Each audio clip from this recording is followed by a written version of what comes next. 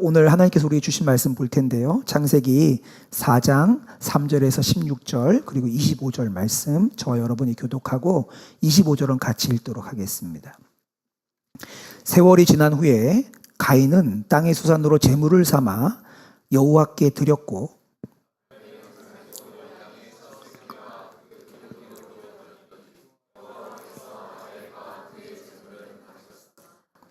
가인과 그의 제물은 받지 아니하신지라 가인이 몹시 분하여 안색이 변하니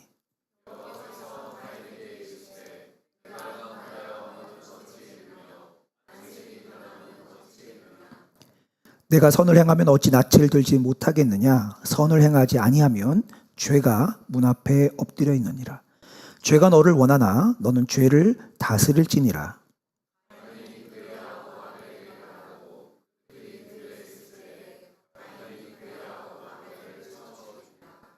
여호와께서 가인에게 이르시되 내 아우 아벨이 어디 있느냐 그가 이르되 내가 알지 못하나이다 내가 내 아우를 지키는 자니이까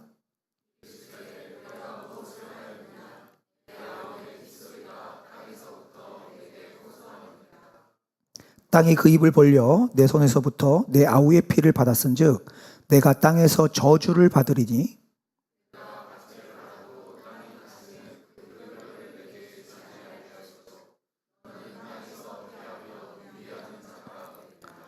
가인이 여호와께 아뢰되 내 죄벌이 지기가 너무 무거우니이다.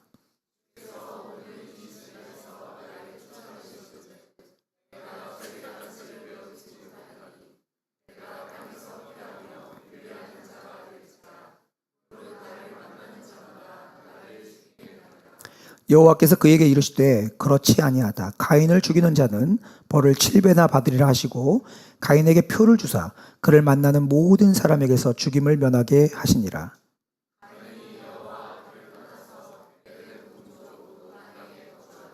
같이 읽겠습니다. 아담이 다시 자기 아내와 동침하매 그가 아들을 낳아 그의 이름을 셋이라 하였으니 이는 하나님이 내게 가인을 죽인 아벨 대신에 다른 씨를 주었다 함이며 아멘. 하나님 말씀입니다. 오늘 뉴스를 보면요 아주 끔찍한 범죄 그리고 너무 충격적인 사건들을 만나기도 합니다. 그럴 때면 하나님에 대해서 알고 있는 사람이겠죠. 그런 질문을 해요. 아니 하나님 도대체 뭘 하시는 겁니까? 하나님 왜 이런 일들이 일어나도록 내버려 두시는 거죠? 하나님 그렇게 하시면 안 되잖아요. 이런 질문을 하는 것들을 들어보셨을 겁니다. 제가 복음을 전할 때도 이런 질문을 가지고 나는 그래서 하나님 못 믿겠다라고 말하는 사람들을 만나기도 합니다. 그러나 여러분 이런 질문들은요 그 질문 자체가 잘못된 것입니다. 이런 질문을 하는 것 자체가 더 심각한 문제예요. 왠지 아십니까? 그런 질문을 하는 것은 하나님을 너무 모르는 무지에서 나오는 질문이기 때문에 그렇습니다. 사실 모든 범죄 모든 악함이 왜 일어나냐? 사람들은 하나님을 알지 못하기 때문에 일어나는 일이죠. 제가 예를 좀 들어보겠습니다. 엄마가 아이들에게 동생이 태어나면 이렇게 말합니다. 누구누구야, 동생 때리지 말고 동생이랑 잘 지내. 이렇게 하죠. 그러면 엄마가 안 보는 때 몰래 가서 동생을 때려 박습니다. 이렇게 막 주워 박아요. 왕! 하고 막 이런 일이 일어나죠. 그때 질문을 어떻게 하는 게 좋을까요? 아니 엄마는 왜 애가 동생 때리도록 내버려 뒀어? 이렇게 해야 됩니까? 아니면 너는 엄마가 때리지 말라고 했는데 왜 때렸니? 이렇게 해야 됩니까? 마땅한 질문은 후자이지요. 그런데 우리는요 질문 자체도 왜곡될 정도로 생각의 왜곡이 우리 안에 일어나고 있는 거죠. 왜 이런 일들이 일어나는지 우리 한번 생각해 보려고 합니다. 몇 가지 질문을 좀 드리겠습니다. 여러분, 죄라는 것이 얼마나 심각한 것일까요? 만일 어떤 사람이 하나님을 믿고 순종하기를 계속해서 거부하고 불순종을 선택하면 어떻게 되는 거죠? 어떤 사람의 죄가 다른 사람에게도 영향을 줄 수 있나요? 사람이 어떻게 하면 자기 죄를 없게 만들 수 있는 걸까요? 사람이 각자 자기 방법으로 하나님께 나올 수 있다는 말들이 있는데 그거 옳은 거 아닌가요? 이렇게 말하죠. 북한산에 올라가는 길이 어디 양주 쪽에서만 있겠냐. 저 서울에서도 있고 저 의정부 쪽에서도 있고 그렇지. 그러니까 누구든지 그냥 어떤 길이든 타고 올라가서 만나면 되는 거지. 그걸 꼭 그렇게 한 길로만 가야 한다는 게 너무 편협한 거 아니냐. 기독교는 너무 편협해. 불교를 믿다가 만나건 이스라엘을 믿다 만나건 만나면 되는 거 아니야? 자기 방법대로 나가면 되는 거 아니냐? 이렇게 질문하는 경우가 있죠. 또 질문은 이런 질문이 있습니다. 하나님은 우리의 진지한 노력, 정말 마음속에 진짜로 진지하게 노력하면 그것도 안 받아주시나? 이런 질문들 해보셨습니까? 여러분, 이런 질문들에 대한 답을 가지고 계셔야 됩니다. 왜냐하면 이건 성경이 말해주는 굉장히 중요한 질문들이기 때문에 그렇습니다. 성경은 이런 질문들에 대해서 침묵하지 않고 명확하게 우리에게 답을 들려주고 계십니다. 오늘은 아담과 하와의 두 아들 가인과 아벨의 이야기를 살펴볼 텐데요. 가인과 아벨의 이야기를 통해서 오늘 이 들었던 질문들에 대한 답도 함께 나누기를 원합니다.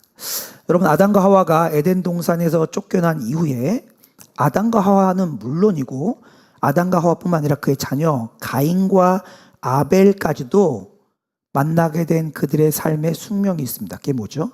자기 스스로의 힘으로는 하나님께 돌아갈 수가 없다는 거예요.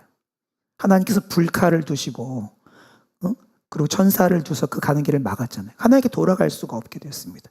그들은 모두 죄인이고 죄인이기 때문에 하나님으로부터 끊어져 버렸죠. 그래서 그들은 가지고 있는 운명이 뭐냐? 그들의 죄에 대한 마땅한 대가인 사망, 죽음만이 그들에게 운명으로 주어지게 됐습니다.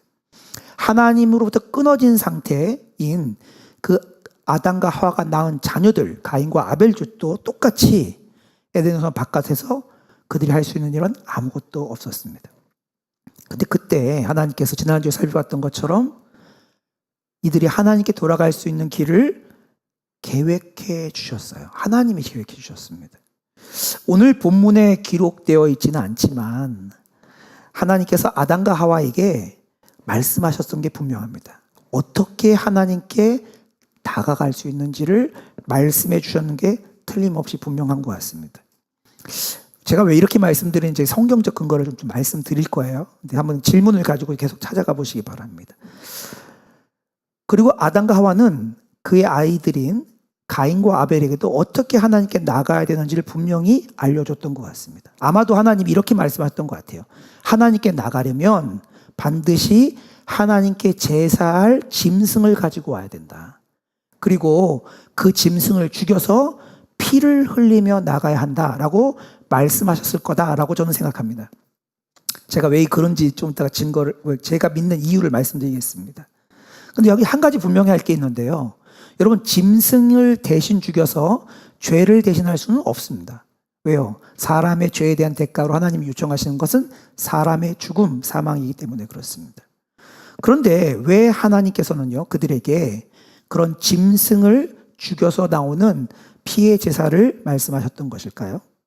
왜 그러냐면 성경이 그 부분들을 이렇게 증명해 주는 게 있습니다. 성경에 보면 절대 흔들 수 없는 진리가 있습니다. 성경 여기저기에서 한 번도 바꾸지 않고 동일하게 말한 아주 핵심적이고 일관적인 하나님의 주제가 있는데 그 중에서 가장 기초적인 것 두 개를 뽑으라면 첫 번째가 뭐냐면 하나님은 거룩하고 하나님은 의로운 분이라는 거예요. 여기 대해서는 성경이 아주 일관적으로 말합니다. 또 하나가 있는데 그게 뭐냐면 죄의 대가는 사망이라는 겁니다. 이게 안 바뀌어요. 창세기부터 요한계시록까지 모든 성경에 다 적용하는 게 뭐냐? 하나님은 거룩하고 의로우시고 죄에 대한 대가로 하나님이 사망을 요청하신다는 겁니다. 그러니까 이 진리를 따라가면 누구든지 죄를 속해야 돼. 죄의 값을 지불해야 되는데 하나님 앞에 지불에 대한 대가가 뭐예요? 죽음이에요. 그런데 성경에 보면 이 죄의 값을 지불하는 방법을 하나님께 제시하신 방법이 뭐냐? 피를 흘리는 방법을 통해서 가능하다고 말씀하십니다. 레위기 17장 11절 말씀입니다. 육체의 생명은 피에 있음이라 내가 이 피를 너희에게 주어 제단에 뿌려 너희의 생명을 위하여 속죄하게 하였나니 생명이 피에 있으므로 피가 죄를 속하느니라. 하나님 주신 방법이죠. 보세요. 히브리서 9장 22절입니다. 율법을 따라 거의 모든 물건이 피로써 정결하게 되나니 피 흘림이 없이는 죄사함이 없느니라. 성경은요, 일관적으로 죄에 대한 대가로 하나님이 뭘 요청하시냐? 죽음을 요청하시는데 그 죽음을 요청하신 하나님께 나갈 수 있는 방법이 뭐냐? 피 흘림이라는 겁니다. 로마서 6장 23절 아주 명확하게 말하죠. 죄의 결과는 삭은 사망이다라고 말합니다. 여러분, 하나님께서 믿음으로 나오는 자는 반드시 뭐로 나오라고 하나님 요청하고 있냐? 짐승의 피를, 그 피의 제사를 드려서 하나님께 나오라고 하나님 요청하는 게 성경 여기저기 등장하고 있습니다. 그렇게 하면 하나님 어떻게 하세요? 그 제사를 받으시고 그들의 죄를 용서하시겠다는 얘기들이 창세기 앞부분 아니면 뒤로 가면 쫙 나오거든요. 근데 이걸 어떻게 창세기 앞부분에도 적용할 수 있느냐, 이 부분을 오늘 생각해 보려고 합니다. 한번 먼저 정리하고 시작할게요. 죄를 속하기 위한 피의 제사는 하나님께서 사람을 구원하시기 위해 세우신 계획입니다. 근데 뭐로부터 구원하시냐?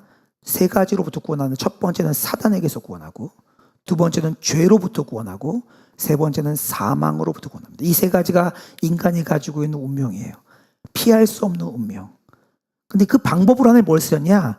피를 흘리는 방법으로 하나님께서 구원하시기로 결정하신 거예요. 그 중에 첫 번째로 살펴봤던 게 뭐죠? 지난주에 봤던 가죽옷으로 피 흘림으로 그들의 부끄러움을 가려주신 것입니다. 이런 관점에서 오늘 말씀을 좀 해석해 보려고 하는데요. 해석하기 전에 먼저 여러분, 성경에, 신약 성경에 특별히 등장하는 악인이 있어요. 악인. 진짜 나쁜 사람. 성경이 기록해서 이 나쁜 사람이 이렇게 했던 사람이 있어요. 성경 한 절에 보면 3명이 등장하거든요. 구약 성경에 나온 3명. 유다서입니다. 유다서 1장 11절 말씀인데요. 화 있을진저 이 사람들이여 가인의 길에 행하였으며 삭슬 위하여 발람의 어그러진 길로 몰려갔으며 고라의 패역을 따라 멸망을 받았도다. 여기 3명 누가 나와요? 가인, 발람, 고라가 나옵니다. 그 중에서 오늘 이 성경이 악인이라고 증명하는 사람 중에서 1명, 가인의 삶에 대해서 한번 들어보려고 합니다. 그래서 오늘 말씀의 제목이 뭐예요? 가인은 그렇게 악한 사람인가? 라는 제목이에요. 한번 생각해 보려고 합니다. 과연 가인이 얼마나 악한 사람인지, 악하다면 우리와 뭐가 다른지, 여기서 우리에게 하나님 우리 뭐라고 말씀하시는지 보려고 합니다. 이제 가인의 얘기로 들어가 보겠습니다. 창세기 4장 3절에서 5절 말씀입니다. 세월이 지난 후에 가인은 땅의 소산으로 제물을 삼아 여호와께 드렸고 아벨은 자기도 양의 첫 새끼와 그 기름으로 드렸더니 여호와께서 아벨과 그의 제물은 받으셨으나 가인과 그의 제물은 받지 아니하신지라 가인이 몹시 분하여 안색이 변하니. 여러분, 사단이 쓰는 전략 중에 굉장히 잘 먹히는 전략이 하나가 뭐냐? 사람들이 스스로 내가 지금 좋은 일을 하고 있다고 생각하는 거예요. 선한 일, 하나님이 받아들일 만큼 선한 일을 하고 있다고 생각하게 만드는 것이 사단의 전략입니다. 착각이죠. 이를 위해서 사람들이 자신의 방법으로 하나님을 기쁘시게 할 수 있다라고 착각하게 만들기 위해서 종교적인 방법들을 다양하게 사용합니다. 그런데 오늘 본문에서 우리가 주목할 게 하나 있어요. 보세요. 3절에 4절에 보면 뭐라고 나오냐? 가인도 아벨도 똑같이 둘 다 하나님의 살아계심을 믿었어요. 그러니까 하나님께 제사를 드려 나온 거죠. 가인도 아벨도 똑같이 둘 다 하나님께 제사를 드렸습니다. 지금 말로 하면 예배를 드린 거죠. 이 얘기는 뭐예요? 오늘 말씀 우리에게 뭘 얘기하냐? 우리 교회 안에 있는 우리들 안에 두 종류의 사람이 있다는 거예요. 가인처럼 자기의 생각을 따라서 하나님께 나가는 사람이 있고요. 아벨처럼 믿음으로 하나님께 나가는 사람이 있다고 말하고 있습니다. 이 얘기를 좀 자세하게 좀 들여다보려고 해요. 살아계신 하나님을 안다고 말하면서 자기의 생각을 따라서 하나님께 제사하고 예배드리는 사람이 있어요. 그게 첫 번째 예가 누구였지? 가인이에요. 그런데 성경은 오늘 뭐라고 말하냐? 그런 사람의 제사를 하나님이 안 받는다고 말해요. 거절한다고 말합니다. 조금 전에 그 가인도 아벨도 하나님이 살아계신 걸 알았어요. 그렇죠? 그리고 하나님께 제사를 드렸어요. 그러면 받을만 하지 않냐? 이런 생각이 드는데 야고보서 말씀 보십시오. 야고보서 2장 19절입니다. 너가 하나님은 한 분인 줄 믿느냐? 잘하는도다. 귀신들도 믿고 떠나니라. 여러분, 귀신들이 하나님이 살아계신 것을 믿어요. 근데 귀신들이 하나님이 살아계신 걸 믿었기 때문에 하나님 귀신들을 받아들인 적이 없어요. 그러니까요, 하나님 앞에 나갔다고 해서 하나님 앞에 뭔가 하나님 살아계신 것을 믿어서 하나님께 나가서 뭔가를 드렸다고 해서 모두 다 받아들이는 것이 아니다라고 성경은 명확하게 얘기하고 있습니다. 하나님께서 오늘 가인과 아벨의 제사를 드렸는데 한 사람의 것은 받고요. 아벨의 것은 받고요. 가인의 것은 받지 않았습니다. 그 얘기를 좀 들여다보겠습니다. 4절 다시 볼게요. 아벨은 자기도 양의 첫 새끼와 그 기름으로 드렸더니 여호와께서 아벨과 그의 제물은 받으셨으나 라고 되어 있습니다. 아벨이 어떻게 제사를 드렸냐? 첫 번째, 자신의 양을 죽여서 제물로 가져갔습니다. 근데 그 죽인 양이 어떤 양이냐?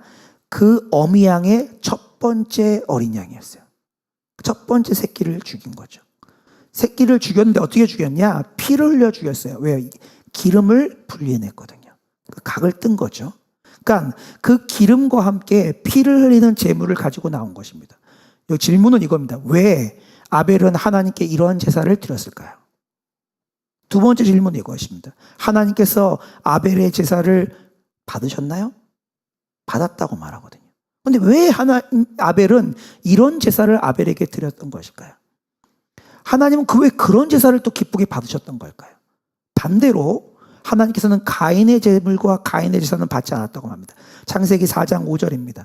가인과 그의 제물은 받지 아니하신지라. 가인이 몹시 분하여 안색이 분하니. 여러분 보세요. 앞에 4절에도 5절에도 공통점인데 뭐냐면 하나님이 아벨과 그의 제물은 받았어요. 그러니까 그의 제사만 받은 게 아니고 아벨도 받고 아벨의 제사도 받았습니다. 가인의 제사만 안 받은 게 아니고 가인도 안 받고 가인의 제사도 안 받았습니다. 이게 좀 이상하죠. 근데 이 말씀이 오늘 등장합니다. 가인은 자신이 경작했던 자신의 식물을 제물로 하나님께 가지고 나왔습니다. 그런데 하나님 거절하셨어요. 왜 안 받으셨죠? 땅에서 얻은 물질이기 때문에 하나님이 좋아하지 않아서 나는 육식파야. 나는 식물 싫어. 그래서 안 받으신 거예요. 그럴 리 없죠. 그렇죠? 하나님이 세상의 모든 것을 하나님 보시기에 좋게 만드셨거든요. 물론 타락했지만 하나님이 그 어떤 걸 차별하시는 분은 아닙니다. 혹시 가인이 아벨보다 더 나쁜 사람이기 때문에 더 나쁜 사람이고 죄인이기 때문에 하나님이 거절하셨나요? 그럴 리 없습니다. 그건 하나님이 거절하신 합당한 이유가 안 돼요. 왜요? 성경은 뭐라고 말하냐? 가인도 아벨도 똑같이 하나님으로부터 끊어진 죄인으로 태어났다고 말하고 있어요. 그러니까 가인이 더 나쁜 사람에게서 안 받는 것도 아니에요. 그러면 혹시 가인이 가져온 게 아벨이 가져온 것보다 정성이 좀 떨어지고 좀 가치가 더 떨어져서 그러냐? 정성 문제냐? 그것도 아닌 것 같습니다. 왜냐? 하나님께서 가인의 것을 안 받았을 때 가인이 어떻게 했냐? 만약 정성이 떨어진 것이었으면 어떻게 해야 돼요? 아셨어요? 이래야 되잖아요. 그렇죠? 그 위에는 좋은 거 했다가 아래는 나쁜 거 깔았으면 들켰네 이래야 되잖아요. 근데 어떻게 했냐면 얼굴색이 바뀝니다. 나도 좋은 거 줬는데. 아니 내 꿈 왜 이렇게 저래? 내가 준 게 뭐가 문제야? 얼굴색이 바뀌어요. 그러니까 가인이 드렸던 것의 품질이 낮아서 하나님이 거절하신 게 아니라는 거죠. 그럼 왜 하나님은 가인의 제사는 거절하시고 아벨의 제사는 받으셨던 것일까요? 이것을 정확하게 아는 게 너무너무 중요합니다. 그래야 우리가 신앙의 기초를 정확히 잡을 수 있거든요. 첫 번째 이유가 뭔지 설명을 드리겠습니다. 죄인은 먼저 하나님부터 영원히 단절되어 있어요. 그렇죠? 그래서 그 죄인에게 합당한 대가는 뭐예요? 사망밖에 없습니다. 그런데 하나님부터 끊어지고 하나님 앞에 마땅히 사망을 받아야 되는 아벨의 것은 하나님 받았단 말이에요. 분명 아벨이 드린 그 새끼 양이 아벨이 지은 죄를 대신했기 때문에 받은 건 아닌 거 분명히 말씀드렸습니다. 그럼에도 불구하고 하나님께서는요, 아벨과 아벨의 제사 두 개를 다 받으셨습니다. 왜냐하면 아벨이 자기 마음대로 하나님께 나간 게 아니기 때문에 그래요. 하나님의 말씀을 믿고 하나님의 말씀을 따라서 아벨이 하나님께 나갔기 때문에 그렇습니다. 성경에 안 써 있는데요. 이게 왜 그런지 설명을 드리겠습니다. 보세요. 아벨은 에덴 동산에서 하나님께서 하셨던 약속을 믿었어요. 무슨 약속을 주셨죠? 여자의 후손과 뱀의 후손의 구원자에 대한 얘기입니다. 그 구원자가 뱀의 머리를 부서뜨리고 그들을 구원하겠다는 하나님의 구원자의 약속을 믿었던 거예요. 그래서 아벨은요, 그 하나님의 약속을 믿고 뭘 고백하기 시작해요? 자신이 죄인인 것을 고백합니다. 오직 하나님만이 자신을 구원할 수 있는 것을 인정하고 그것을 믿었어요. 그걸 인정하고 믿으니까 어떻게 나가요? 하나님이 말씀하신 대로 나가는 거예요. 피 흘리라고 하는 하나님의 방법을 따라서 그 방법으로 제사로 나간 것입니다. 왜 그렇게 해석하냐? 이유를 설명드리겠습니다. 창세기 7장에 보면 첫 번째입니다. 창세기 7장에 보면 노아가 배에다가 동물들을 가지고 들어갈 때 이미 뭐가 있냐? 정결한 짐승과 부정한 짐승이 이미 있어요. 원래 정결한 짐승과 부정한 짐승은 언제 나오냐면 레위기에 가야 나옵니다. 그런데 창세기 7장에 벌써 나와요. 7장 1절 2절입니다. 여호와께서 노아에게 이르시되 너와 내 온 집은 방주로 들어가라. 이 세대에서 내가 내 앞에서 의로움을 내가 보았음이니라. 너는 모든 정결한 짐승은 암수 7씩 부정한 것은 암수 2씩을 내게로 데려오며. 그러니까 노아의 시대에도 하나님이 정하신 정결한 것, 부정한 게 있었다면 아벨의 시대에도 부정한 것, 정결한 게 있었다고 보는 것이 맞지요. 맞지요. 이것으로 여러분 아벨의 시대에도 하나님이 정하신 부정한 것, 정결한 게 있었다라는 것을 우리가 참 하나 알 수 있습니다. 두 번째, 아벨이 믿음으로 하나님 약속의 말씀을 믿음으로 그 재물을 가지고 나갔다고 생각하는 두 번째 증거는 뭐냐? 아벨이 재물을 가지고 나갈 때 뭘 가지고 나갔냐? 양의 기름을 따로 가지고 나갔답니다. 여러분 성경의 그 제사법들을 보면 하나님께서 기름을 가져오라는 요청들을 계속해서 하십니다. 아주 일관적이에요. 레위기 3장 16절 보실까요? 제사장은 그것을 제단 위에서 불사를 지니 이는 화제로 드리는 음식이요 향기로운 냄새라. 모든 기름은 여호와의 것이니라. 여러분 제사 방법들은요 사람이 생각하는 게 아니에요. 하나님이 알려주셔서 그 특별한 방법으로 이렇게 나간 거예요. 근데 이 제사 방법과 똑같은 방법으로 아벨이 기름을 따로 분리해서 하나님께 가지고 나갑니다. 아벨의 생각이 아니고 누군가 들려준 거죠. 하나님이 알려주신 것입니다. 그런데 이것만 가지고도 이렇게 설명하기가 좀 부족합니다. 가장 결정적인 이유가 있습니다. 왜 저는 하나님이 가인과 아벨을 비롯한 아담과 하와에게 어떻게 나가는지 알려줬고 그 이야기를 듣고 아벨이 나갔다고 생각하냐? 세 번째 이유 때문입니다. 성경이 아벨이 드린 제사를 뭐라고 말하냐? 믿음으로 드린 제사라고 말해요. 성경에. 그렇게 말하기 때문에 히브리서가 이걸 참 잘 설명해 주고 있는데 한번 보실까요? 히브리서 11장 6절 먼저 보시겠습니다. 믿음이 없이는 하나님을 기쁘시게 하지 못하나니 원칙이에요. 하나님을 기쁘게 하는 건 믿음이에요. 성경은 그래서 오직 의인은 믿음으로 말미암아 살리라 이렇게 말합니다. 그러니까 믿음만이 하나님을 기쁘게 할 수 있어요. 그런데 4절 말씀, 히브리서 11장 4절 말씀이 뭐라고 하냐면 아벨이 하나님을 기쁘시게 하는 믿음으로 하나님께 나갔고 가인은 그렇지 못했다라고 말합니다. 4절 말씀 보실까요? 믿음으로 아벨은 가인보다 더 나은 제사를 하나님께 드림으로 의로운 자라는 증거를 얻었으니, 그러니까 가인은 믿음으로 나간 게 아니고 아벨은 믿음으로 나갔다라고 히브리서가 아주 명확하게 얘기하고 있죠. 그런데 그 아벨이 믿음으로 나갔다는 증거가 있다고 말합니다. 다시 한번 그 올려주시죠. 11장 4절입니다. 그 뒤에 보시면 의로운 자라는 증거를 얻었으니 하나님이 그 예물, 재물에 대하여 증언하십니다. 증거가 뭐라고요? 재물이라는 거예요. 그러니까 아벨이 하나님께 믿음으로 나갔다는 그 증거가 뭐냐? 재물 때문이라는 거예요. 그러니까 이 말은 뭐예요? 아벨이 믿음을 가지고 있었기 때문에 하나님께서 요청하신 재물을 가지고 나갔다라고 히브리서가 말하고 있는 것입니다. 여기까지 잘 따라오셨나요? 여기 좀 어렵게 됐어요. 그러니까 제가 좀 강조해서 설명했는데, 그러니까 이런 성경적인 일반적인 근거를 보면 우리는 어떻게 해석할 수 있냐? 아, 하나님이 아벨에게 말씀하신 대로 그 믿음 때문에 아벨이 그러한 재물을 가지고 하나님께 나갔구나. 이렇게 말합니다. 그러면 이어진 질문은 이거예요. 아벨이 가졌던 믿음이 뭐냐는 거예요. 두 번째 질문은 뭐냐면 아벨은 어떻게 그런 믿음을 가졌지? 이겁니다. 여기에 대해서 성경은요 아주 분명하게 우리가 믿음을 가질 때 어떻게 갖는지 말해주고 있습니다.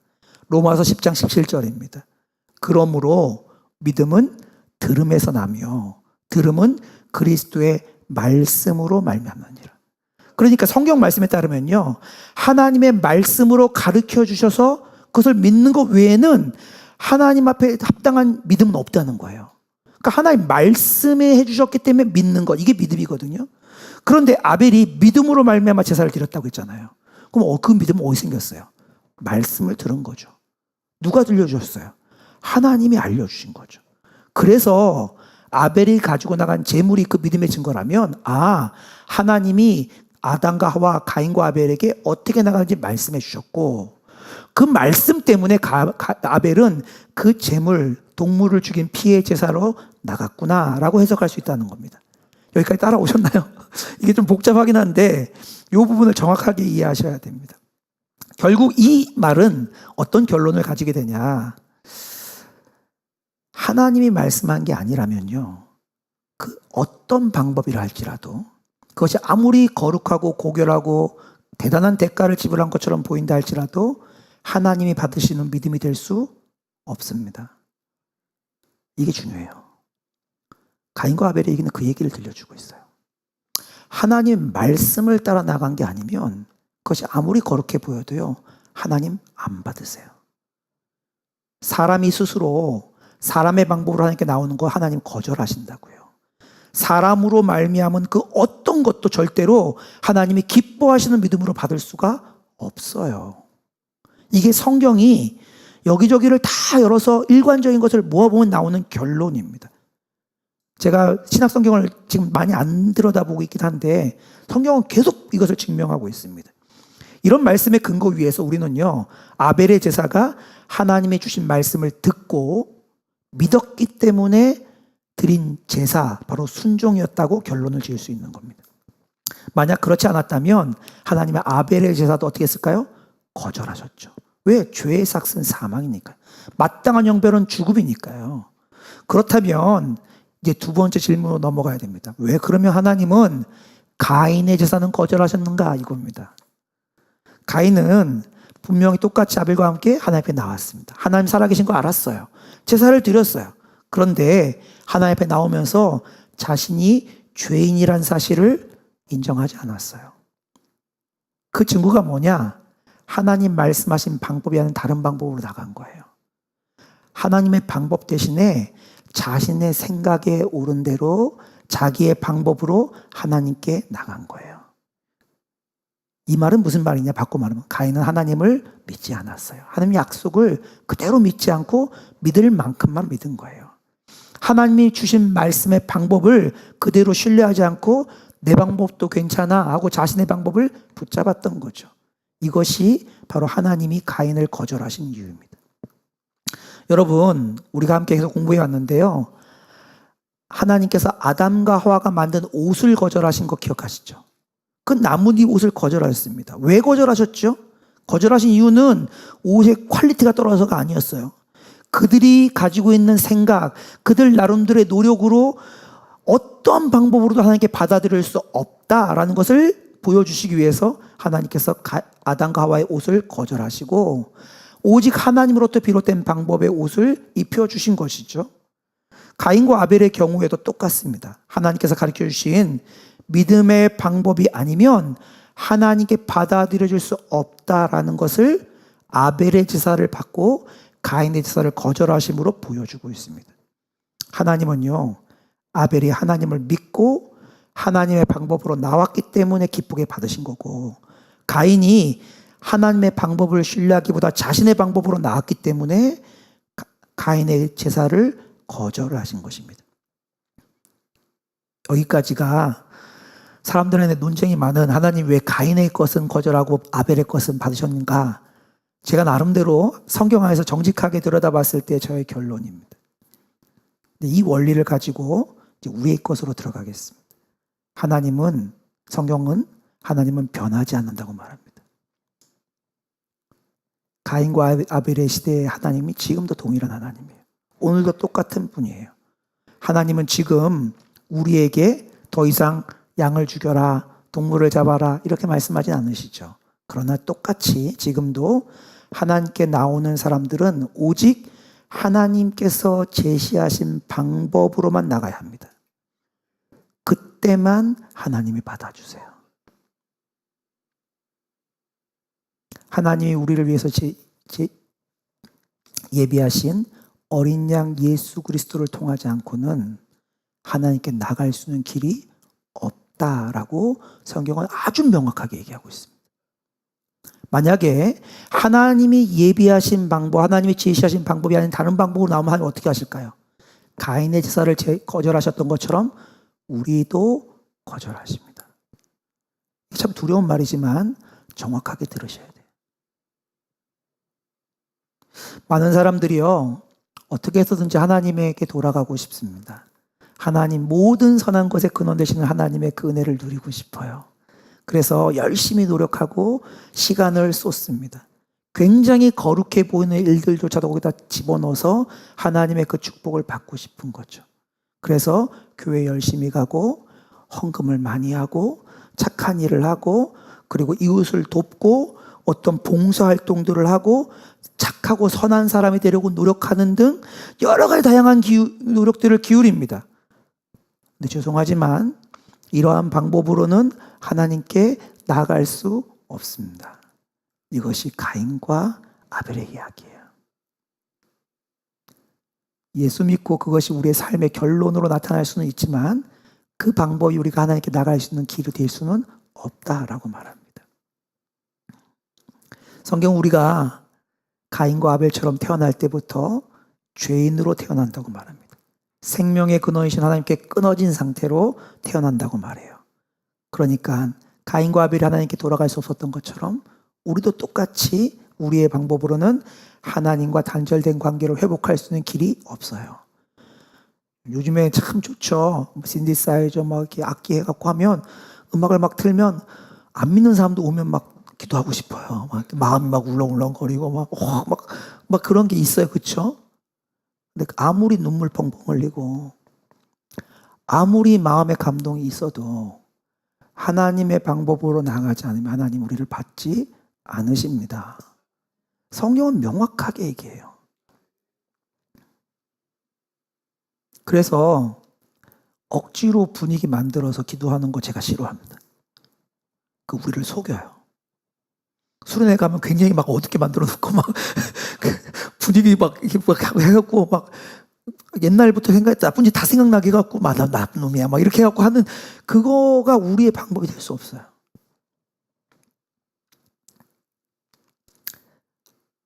아담과 하와, 가인과 아벨이 하나님과의 관계를 회복할 수 있는 방법은 딱 하나, 오직 하나님이 제시할 수 있는 거예요. 가인과 아벨의 제사는요, 우리에게 선명하게 이걸 오늘 보여주고 있습니다. 근데 오늘의 이야기가 여기서 멈추지 않았어요. 하나님이 가인의 제사를 거절하고 아벨의 제사를 받은 것에 멈추지 않고 그 다음 이야기로 이어집니다. 창세기 4장 6절 7절입니다. 여호와께서 가인에게 이르시되 내가 분하여 함은 어찌 됨이며 안색이 변함은 어찌 됨이냐. 내가 선을 행하면 어찌 낯을 들지 못하겠느냐. 선을 행하지 아니하면 죄가 문에 엎드려 있느니라. 죄가 너를 원하나 너는 죄를 다스릴지니라. 하나님이 지금 누구랑 대화하고 계세요? 가인과 대화하고 있습니다. 가인은 누구예요? 하나님의 거절한 사람이에요. 가인도 가인의 제사도 거절하셨잖아요. 근데 그 거절했던 가인을 찾아가서 하나님께서 대화하고 있습니다. 질문하셨어요. 왜 그렇죠? 왜 너 안색이 바뀌었냐고 물어보셨어요. 혼내려고? 아니요. 하나님은 지금 가인을 옳은 길로 돌아올 수 있는 기회를 주고 계신 것입니다. 하나님은요, 가인도 아벨처럼 하나님을 믿고 하나님의 방법으로 나오기를 원하고 계셨던 거죠. 그래서 하나님께서 약속하신 구원자를 보내겠다는 말을 믿고 하나님께 나오면 받아들여졌을 거예요. 근데 참 불행하게도 가인은 하나님의 말씀을 어떻게 해요? 거절합니다. 계속해서 자신의 생각을 따라서 가요. 계속해서 자신의 생각대로 계속 가요. 성경은 그걸 뭐라고 부르냐? 비극이라고 부릅니다. 비극은 사업에 실패하고 뭐가 망하고 병든 게 아니고요. 하나님의 초대가 계속되는데도 그것을 거절하고 자신의 생각을 계속 따라가는 게 비극입니다. 창세기 4장 8절입니다. 가인이 그의 아우 아벨에게 말하고 그들이 들에 있을 때에 가인이 그의 아우 아벨을 쳐 죽이니라. 가인은 화가 많이 났어요. 왜요? 자기 생각엔 자기 것도 좋은 건데 안 받았어요. 그래서 가인은요, 그가 할 수 있는 화풀이의 대상을 찾습니다. 하나님 앞에 화가 났지만 하나님을 때릴 수는 없거든요. 안 맞아요. 영이니까. 그러니까 누구를 찾았어요?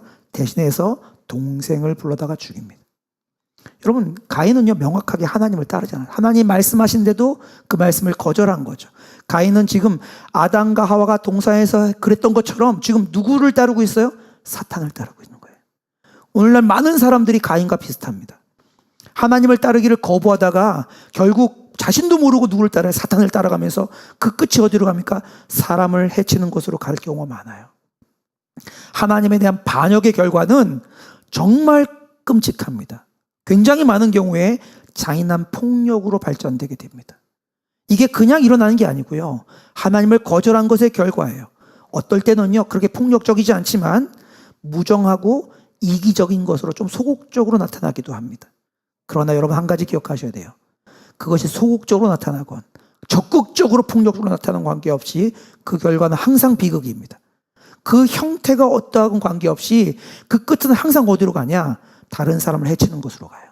말로 해치고 폭력으로 해치고 분위기와 시스템으로 왕따시키고 내가 더 많이 갖고 너는 갖지 못하게 해서 그 사람을 아프게 만드는 그것으로 가요. 이게 뭐예요? 죄의 결과예요. 누가 가인을 여기로 끌고 갔죠? 그때 가인이 누구의 말을 들었죠? 성경은요, 가인이 사탄의 말을 들어서 그렇게 됐다고 직접 써있지 않습니다. 그렇지만 신약 성경이 어떻게 해석했는지 보십시오. 요한일서 3장 12절입니다. 가인같이 하지 마라. 그는 악한 자에게 속하여 그 아우를 죽였으니. 누가 가인의 마음에 동생을 죽이라는 생각을 넣었을까요? 성경은 뭐라 그래요? 악한 자가 넣었다고 말해요. 사탄이 넣은 거예요. 여러분, 우리의 마음 가운데 악한 생각이 그냥 떠오르는 거 아닙니다. 악한 사단이 우리의 마음에 들게 하는 거죠. 자살을 꿈꿨던 사람들, 제 자살 예방센터에서 일하는 형제와 같이 있었거든요. 근데 그 사람들에게 전화하는 사람들이 뭐라는지 아세요? 마음에 자꾸 죽으라고 말한다는 거예요. 자기는 거절하는데도 계속 그 소리가 들린대요. 뛰어내려, 죽어, 그러면 끝나, 이런 소리가 들린다는 거예요. 어디서 그 생각이 찾아오죠? 악한 자가 주는 거예요. 우리의 마음에 복수해, 해코지해, 너도 참지 마 라는 생각들이 받아쳐. 그냥 이루어지는 게 아니고요, 악한 자가 그 마음에 심겨두는 겁니다. 하지만 이런 얘기를 할 때 이렇게 말하실 분도 있는지 모르겠어요. 목사님, 저희를 너무 나쁘게만 보지 마세요. 저는 가인하고는 좀 달라요. 저는 누가 안 죽여요. 아유, 저는 그렇게 해봤자 그냥 나쁜 놈아 이렇게 하고 말아요. 그냥 그 정도예요. 이렇게 말할지 모르겠습니다. 여러분, 우리가 이렇게 착각하는 것을 사단이 진짜 원해요. 가인의 증오가 언제 시작되는지 아십니까? 하나님께 예배하는 자리에서 시작됐습니다. 하나님께 찾아서 일부러 가장 좋은 농산물을 가지고 나가서 제사를 드리다가 그 분노가 불타오릅니다. 하나님을 거역했을 때 그 불순종을 따라 찾아오는 결과들은 끔찍하고 파괴적이고 멈출 수가 없어요. 누구라도 예외가 아닙니다. 목사이니까 괜찮냐고요? 그렇지 않습니다. 사람들이 흔히 잊고 살아가는 것 중에 하나는 뭐냐? 그 죄악의 모습이 아주 끔찍하고 파괴적인 살인이건 혹은 그저 하나님 앞에 미온적이고 게으르고 조금 무관심한 것이든 관계없이 그 끝은 똑같다는 것을 잃어버리고 삽니다. 그 끝이 똑같이 뭐예요? 죄의 삭은 사망이에요. 죄는 똑같이 사망을 요청합니다. 사단은 처음에는요, 가인의 아버지와 어머니인 아담과 하와를 죽게 만들었죠. 어떻게 죽게 만들었어요? 속여서 죽게 만들었습니다. 먼저 하와에게 속삭였죠. 그거 하나님이 좀 더 좋은 거 했는데 안 말하려고 하지 말라고 한 거야. 속삭였죠. 그러다가 어떻게 합니까? 속이기 시작합니다. 먹어도 안 죽어. 사단은 명확하게 알고 있었어요. 그걸 먹으면 죽는다는 걸. 처음엔 속삭이다가 속여서 먹어도 안 죽는다고 했습니다. 그리고 결국 사단은 아담과 하와를 죽게 만들었죠. 근데 이제는 어떻게 하고 있습니까? 가인의 마음에 동생을 죽이도록 충동질하고 있는 거예요. 그 성경은 그래서 사단을 뭐라고 말합니까? 살인자라고 얘기해요. 요한복음 8장 44절입니다. 너희는 너희 아비 마귀에서 났으니 너희 아비의 욕심대로 너희도 행하고자 하느니라. 그는, 마귀는, 사탄은 처음부터 살인한 자요, 거짓말쟁이요, 거짓의 아비가 되었습니다.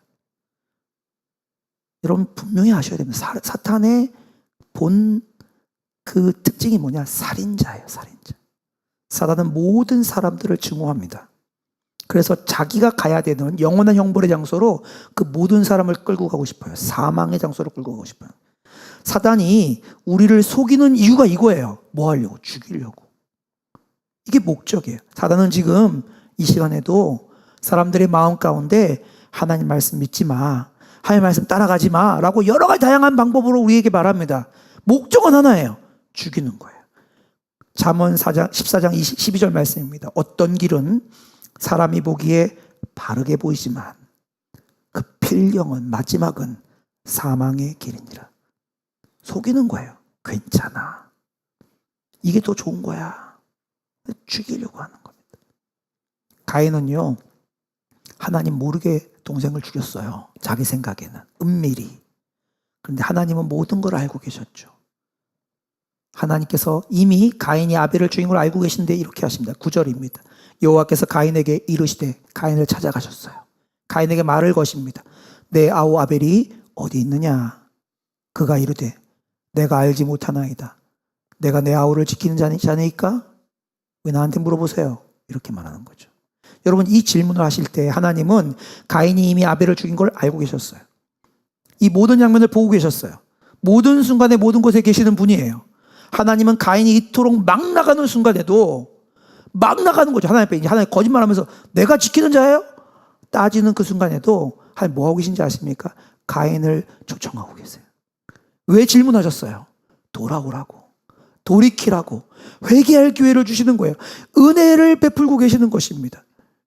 여러분, 우리가 여기서 한 가지 기억할 것이 있습니다. 가인은 한 번도 하나님을 공격한 적은 없어요. 가인은 하나님 앞에 직접 하나님을 저주하거나 하나님 앞에 뭔가 이렇게 하지 않았어요. 그런데 하나님께서는요, 다른 사람에게 행한 죄를 하나님께 행한 죄로 여기십니다. 이거 굉장히 특이해요. 가인이 아벨을 해코지했거든요. 근데 그걸 하나님께 행한 죄로 하나님이 여기세요. 왜냐하면 하나님은 모든 사람에게 생명을 주시고 만드신 창조주이고 주인이기 때문에 그렇습니다. 제가 한번 예를 들어볼게요.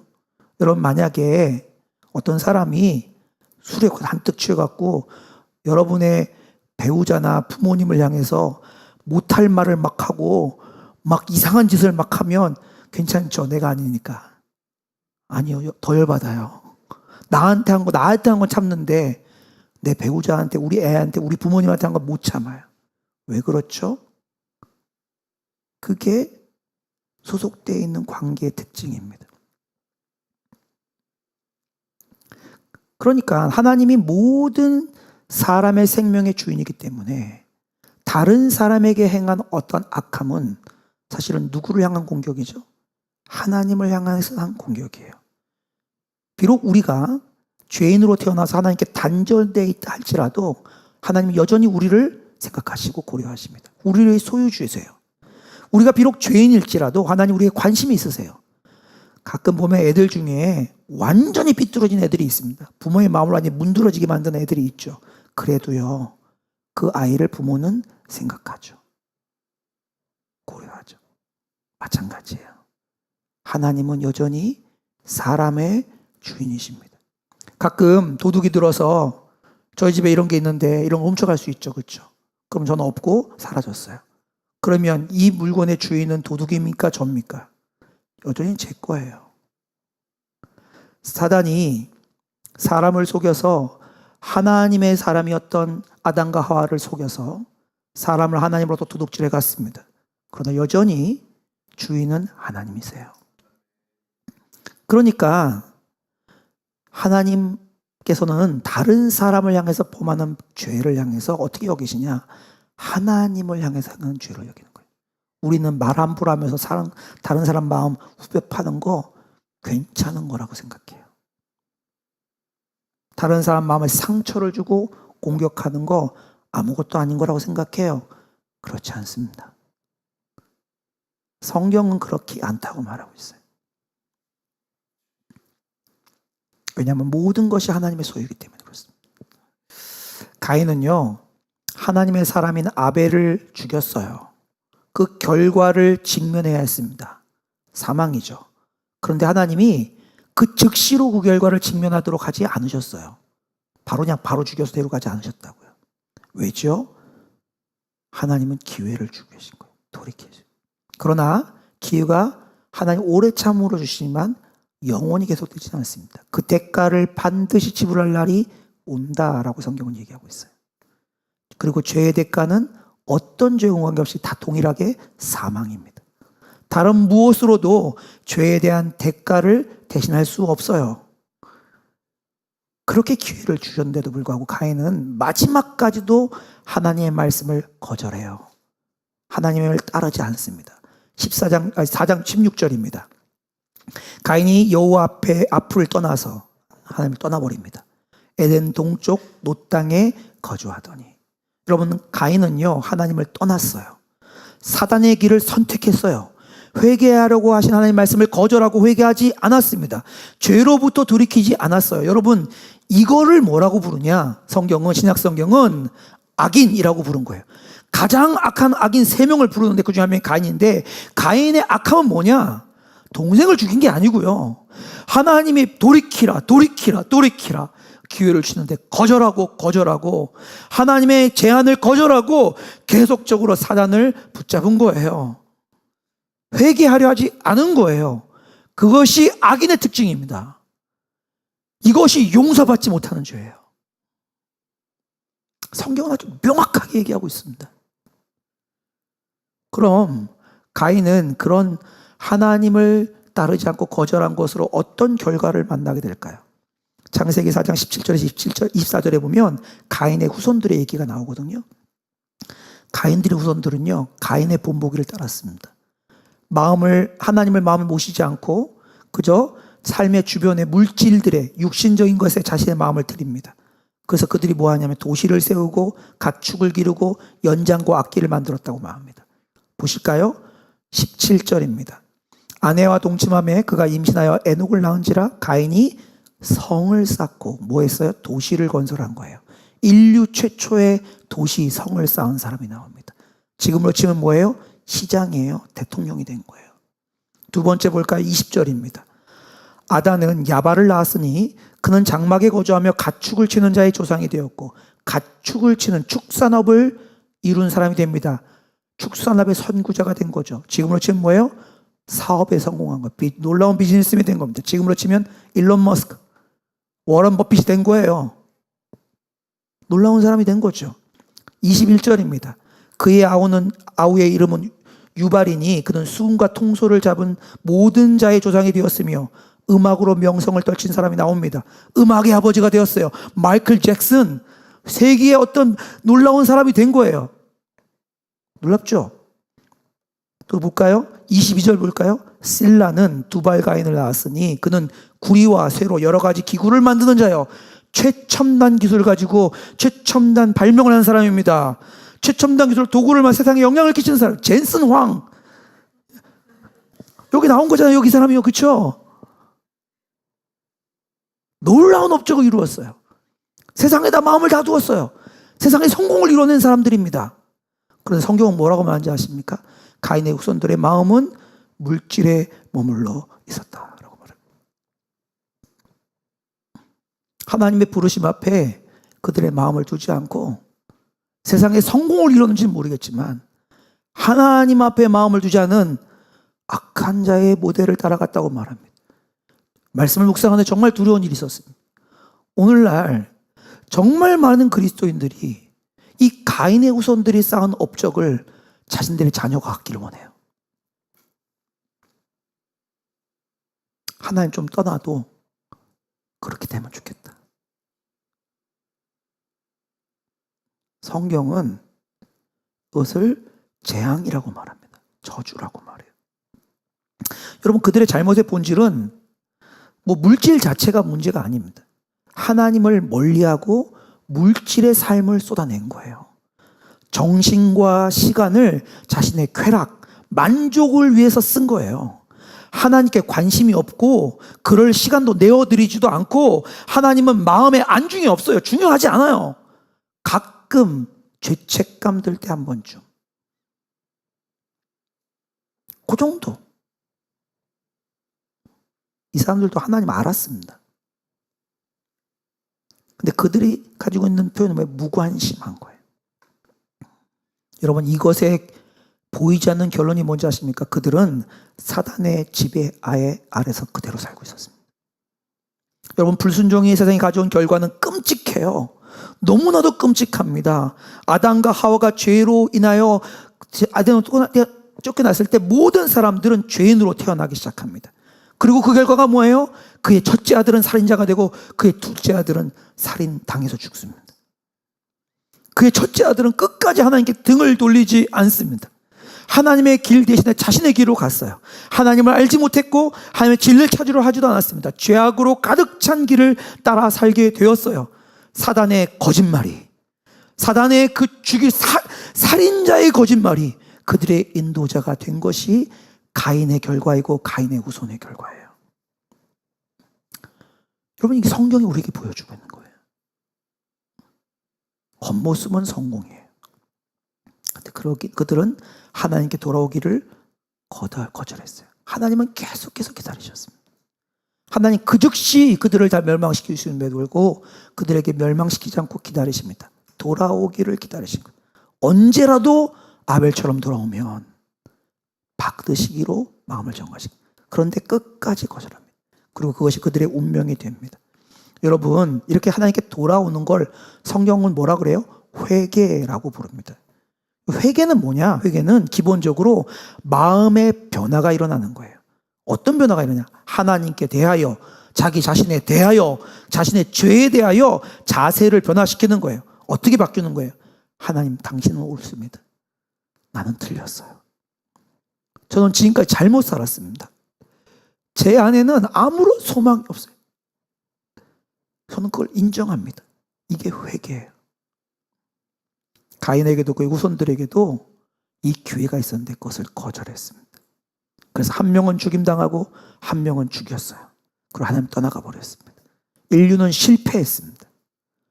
하나님께서 만드신 아담과 하와가 낳은 아이들의 첫 번째, 두 번째가 완전히 파국으로 갑니다. 완전히 망가져 버린 것 같아요. 그런데요, 그 인류의 실패 가운데서도 하나님은 절대 실패하지 않으십니다. 하나님께서 아벨 대신에 셋을 주세요. 4장 25절입니다.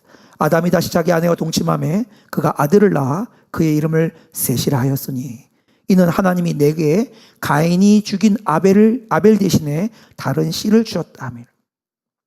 여러분, 사단은 모든 계략을 지었죠. 하나님이 약속한 약속을 듣고 그 약속한 구원자가 오지 못하도록 아담과 하와의 후손들을 다 망가뜨려 버렸어요.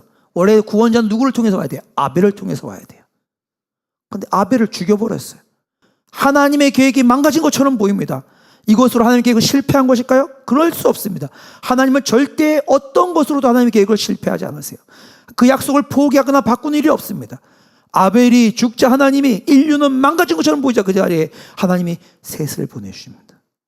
구원자가 올 수 있는 길을 열어주신 거죠. 그렇지만 셋도 하나님 밖에서 태어난 자예요.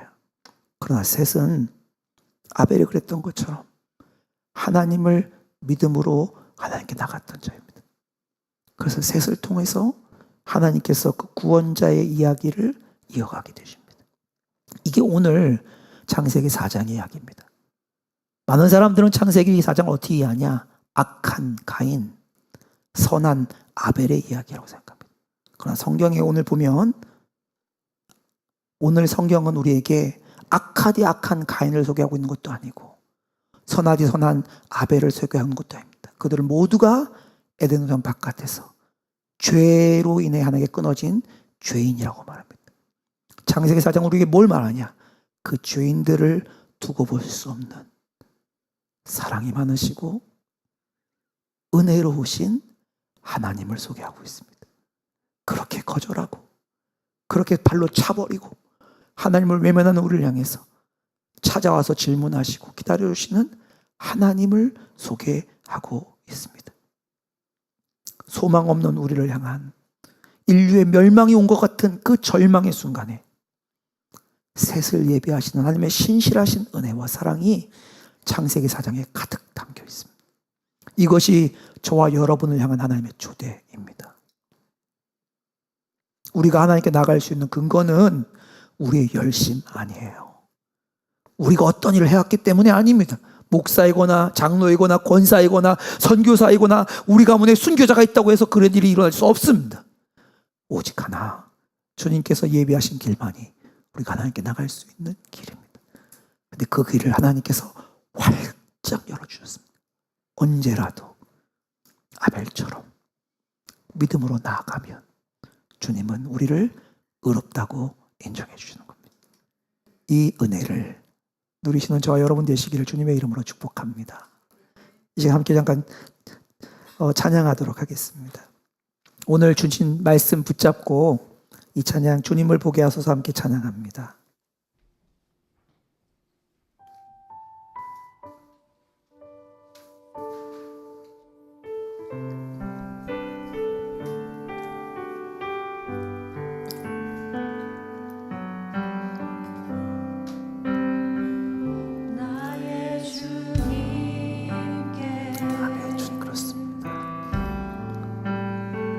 찬양 드리며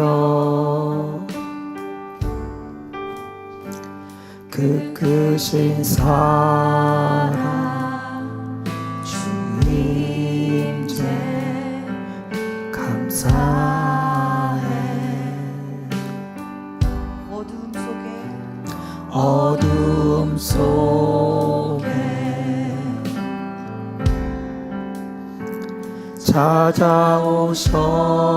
찾아오셔서 주님의 영광 보게 하시네.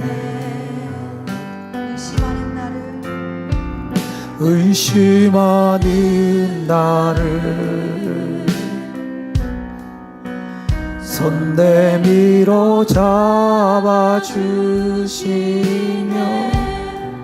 두려움만 내려놓고 주 바라봅니다. 주님을 보게 하소서. 주님을 보게 하소서.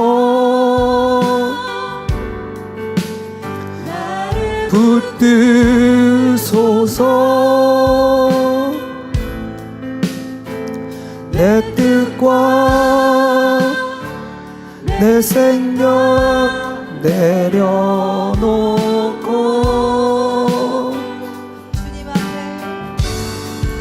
주님 앞에 나 엎드려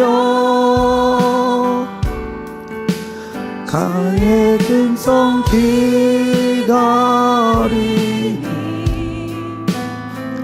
나를 부르실 때 믿음으로 걸어가리.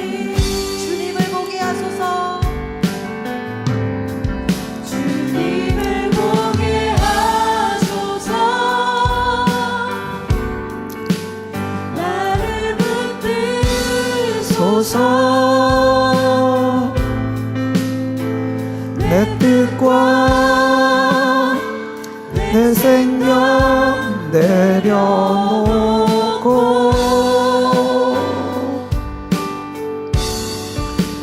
님 앞에 나 엎드려 강의 음성 기다리니 나를 부르실 때 믿음으로 걸어가리. 네, 오늘은 한 번만 우리 합심으로 기도하고 개인의 기도로 들어가도록 하겠습니다. 여러분, 오늘 말씀이 우리의 심령을 비추는 일이 있기를 원합니다. 우리 이렇게 기도할까요? 우리가 지금 누구를 따르고 있는지 정확하게 볼 수 있도록 우리의 영의 눈을 열어 주옵소서. 돌이켜야 할 것에서 돌이키게 하여 주옵소서. 붙잡아야 할 분을 붙잡는 은혜가 우리 안에 선명히 일어나게 하여 주옵소서. 주님을 향한 무관심, 다른 것을 중요하게 여기며 주님을 무시했던 우리의 삶에서 돌이켜 정말 주님 앞에 우리의 생각과 우리의 가치를 내려놓는 일들이 이 밤에 일어나게 하여 주옵소서. 우리의 어떠함이 아닌 하나님이 예비하신 길로 주님께 담대하게 나가는 그 일이 일어나게 역사하여 주옵소서. 이 시간 주의 이름 한번 간절히 부르시고 통성으로 기도하시면 되겠습니다. 주여, 아버지 하나님, 아버지 하나님, 주님 앞에 나왔습니다. 아버지, 오늘 말씀 붙잡고 나왔습니다. 아버지 하나님, 우리 안에 우리의 힘과 우리의 판단과 우리의 생각과 우리의 노력으로 주님 앞에 돌아갈 수 있는 길이 없는 것을 하나님 고백합니다. 하나님 아버지, 주님, 우리는 주님 앞에 거절되어지고 하나님 사망으로 하나님 그 결란을 받을 수밖에 없는 자에 불과합니다. 그런 우리에게 하나님이 길을 열어주셨습니다. 하나님께서 우리에게 주님 앞에 나가며 돌아갈 수 있는 길을 열어주셨습니다. 하나님, 우리에게서 비롯되지 않는 그 길이 활짝 열렸습니다. 하나님 아버지, 그 길을 여신 주님 앞에 믿음으로 돌이키는 역사가 일어날 수 있도록 은혜를 도하여 주옵소서. 하나님 아버지, 우리가 스스로 속지 아니하도록, 하나님 사단의 거짓말과 계계로 말미암아 스스로 속는 일이 일어나지 아니하도록 우리의 영적인 눈을 열어주시기를 기도하고 소망합니다. 하나님, 우리의 영적인 실체가 어디에 있습니까? 하나님 아버지, 우리가 누구를 따라가고 있는 것입니까? 하나님 아버지, 영적인 눈을 열어주셔서 하나님, 우리가 어디에 있는지 발견하게 하여 주옵소서. 하나님, 무엇을 따라가고 있고 무엇을 붙잡고 살아가고 있는지 볼 수 있도록 은혜를 도하여 주옵소서. 아버지 하나님, 우리의 절망과 실패 앞에서도 하나님, 그것에서도 소망과 길을 여시는 주님임을 믿습니다.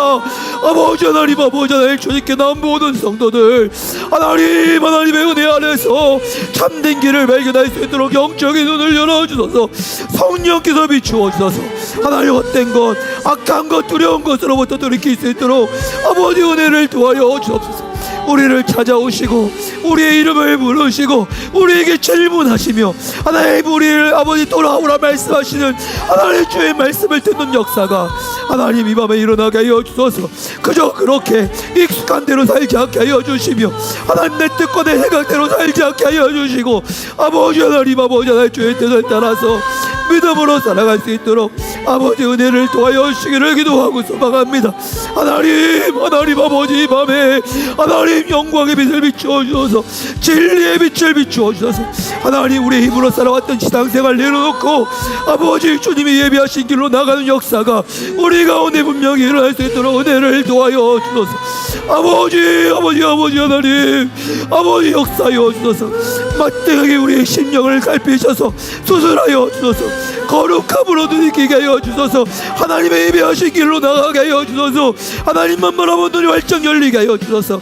우리의 어떠함 의지하지 아니하고 주 예수 그리스도의 어떠함을 붙잡고 나간 역사가 우리 가운데 분명하게 일어날 수 있도록 은혜를 도하여 주옵소서. 하나님 아버지, 이 밤에 역사하소서. 하나님, 선명하게 주의 길을 따라가게 하여 주소서. 흔들리지 않게 하나님, 우리 마음이 하나님께 붙들린 바 되게 하여 주옵소서. 절망과 낙심과 무너짐과 실패와 좌절의 자리에도 하나님 길을 내시는 분이 주님이십니다. 하나님, 그 길을 내신 주님 따라서 믿음으로 나아갈 수 있도록 은혜를 도하여 주옵소서. 아버지 하나님, 주님만을 신뢰합니다. 주님만을 의지합니다. 주여, 우리를 불쌍히 여겨주셔서 영적인 눈을 밝혀주시고 하나님, 혼란한 길에서 돌이키게 하여 주시며 생각을 버리고 우리의 판단을 버리고 주님이 예비하신 길 믿음으로 걸어가게 하여 주옵소서. 아버지 하나님, 이 길을 예비하신 주님을 경배하고